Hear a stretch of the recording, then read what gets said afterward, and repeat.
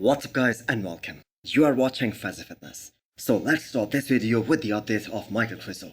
So Michael hasn't really been training after his last competition, which was Emperor Classic Spain, because of his shoulder injury. And the thing is, he needs to take care of that first. So Krizo must be going through a very hard time right now, because the shoulder injuries are one of the worst ones to have. That too at such an early stage of your pro career. Because at this point, the only body part that he can really train, they are his legs. So I believe Krizo is just 32 years old. And just when he was about to enter his peak years, he found himself facing such a big hurdle in his way. So the fans are definitely gonna miss him on the Olympia stage this year. I mean, the guy was top 7 in the world last year. And yes, I know guys like Nick Walker, Big Ramy, Rafael Brandao and William Bonac won there. But still, that was a huge accomplishment. And yes, I also know that he just lost to William Bonac and Barros Tabani in Spain. But we have to keep in mind, that Krizo, that wasn't at his 100%. And we just cannot judge that physique, because he was unable to train at his full potential. And that really showed in his physique. Especially his back. It looked worse than ever. So as of right now, he just started training again, but with very little weights. The same amount of weights that he used to lift back when he was 15 years old. So all the best wishes to Michael Krizo. And hopefully he recovers 100% from this injury. And if everything goes smoothly and according to the plan, Michael is gonna be back on the stage this year. And that is gonna be at Prague Pro, which is scheduled to be 5 weeks after this year's Mr. Olympia. So Prague is also that show where Krizo started his IFBB pro career. That was also his first pro win. And he did that show last year as well, where he placed second behind Samson Dauda. So wishing him a very speedy recovery. Next up is the update of Nathan Diesha, just a few days out of his next show. So the caption here, that says it all. He's of course coming for the win, but this win isn't gonna be just another number that is gonna be added to his resume. He wants that Olympia qualification more than anything. But the thing is, people are very skeptical about something. That if Nathan wins this one, or any other show for that matter in this calendar year, will we see him on the Olympia stage this year again or not? Because the last time he competed at the Olympia stage, that was back in 2018. So 6 years ago. And let me give you guys some perspective. That was the year when the late Sean Roden dethroned Phil Heath. And if I'm not mistaken, out of all those 6 years, Nathan did not qualify for just 1 year. And that wasn't because he was unable to qualify. It was because he just did not compete throughout the year because of his injury. So he was qualified for the 5 out of those 6 years. And that is really sad. That is really unfortunate. And that is exactly why he has 11 pro wins. He has the most number of pro wins out of all the guys in the current circuit of open bodybuilding. And the thing is, he has talked about his goals as well, that he wants to have at least 20 pro wins before he retires. So real talk is that Nathan is gonna face some fierce competition in all the shows up ahead that he's planning to do in 2024. So he just lost in Italy, and that was against Barros Tabani. And contrary to what most of us thought, that this is gonna be a very close show, but the scorecards told us a different story. Barros Tabani was the clear winner at both the prejudging as well as the finals in the eyes of the judges. And he's gonna face that same man at the Weight Pro in 4 weeks' time. But here at Portugal Pro, he's gonna be facing William Bonac, who looks even better than his version that was coming for Emperor Classic Spain. And Bonac was able to beat Barros Tabani in Spain. So Nathan Diesha is a very tough competitor. He brings so much energy to the stage. And that is why the fans absolutely love him. So William Bonac and Nathan are being coached by same guy, Stefan, where these two guys are two totally different physiques. And Barros has the best symmetry out of all these guys. But even then he was unable to beat William Bonac.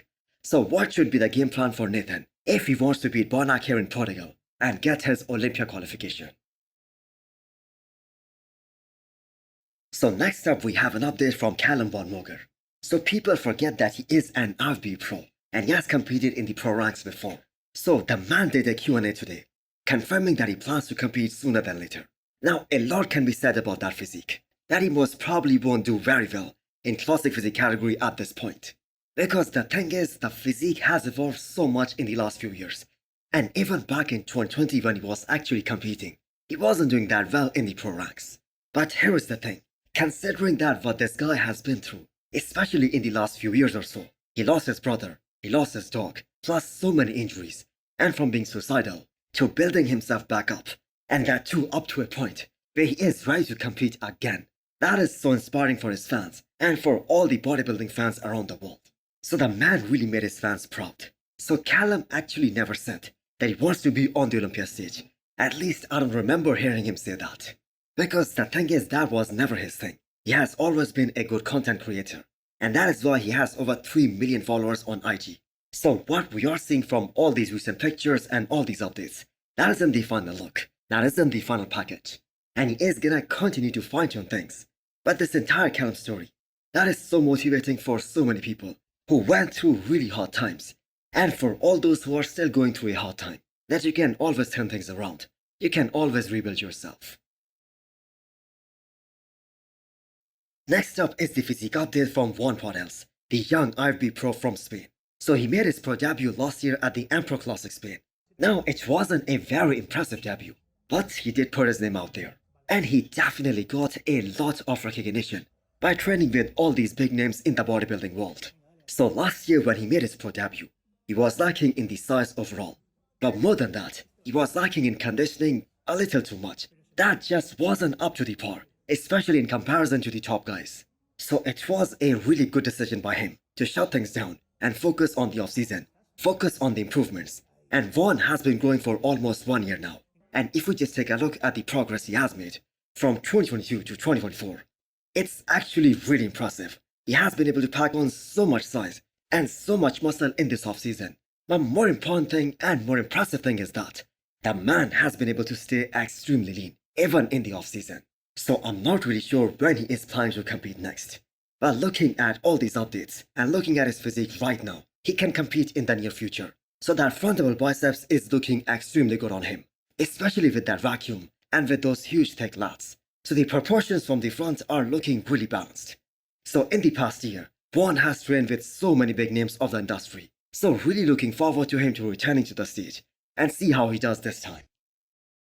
One of the OGs of the men's physique, Sadik, who placed second at the Olympia for 2 consecutive years in a row, back in 2014 and 2015. He is making his return to the stage very soon. So classic physique was introduced back in 2016, and Sadik made the switch, which really wasn't that good of a decision by him. Maybe he could have eventually won the men's physique title had he stayed in that same division. But his chances of winning a classic physique Miss Olympia, they are literally zero. So Sadik did place third at the Olympia in 2016. And that was arguably one of the most controversial things that happened back in 2016. And in just 1 year, there was so much talent in classic physique that Sadik dropped down to 7th place. So some people say that Sadik should try classic physique again, which I'm not really sure is a good idea. Because getting to that Miss Olympia title, that is the ultimate goal. And he is gonna have a really hard time even placing in the 3rd call out at classic physique Olympia. But that physique that he has right there, that can do very well in the men's physique.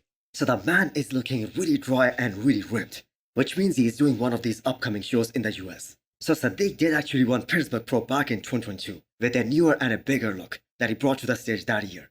But he had some health concerns, which hindered him from competing at the Olympia that year. So as of right now, he is looking better than ever in all his recent updates. So what do you guys think? Should he go for classic or should he stay in the men's open? And also hit the thumbs up button if you liked the video. And smash the subscribe button if you wanna come back for more. Thanks for watching.